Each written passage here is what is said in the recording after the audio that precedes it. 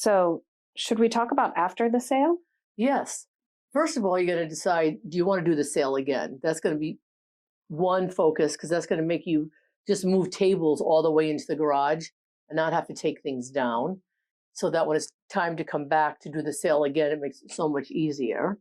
But if you decide, I've had it, I don't want to do this anymore, in advance you would have called a charity and said, can someone send a truck on the following Monday or the next day or whatever, at what time is convenient for you? We have a lot of stuff to donate.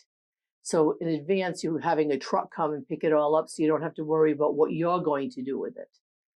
Then another thing you can do is call your friends and say, the sale's over. Do you want to come and pick through what's left in case you want it? And if you come to do that, would you mind helping me box everything up that I can then have us all delivered to charities, because not everybody picks up.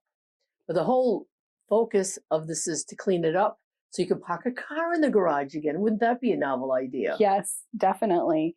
And remember, the purpose of the sale is to get rid of stuff you no longer want and to make money for the things you need or to pay bills. So come to terms with letting it go. At the end of the sale, amen, you got to let it go, and yes, you know that you're going to be happier for it. You can have a cleaner house for it.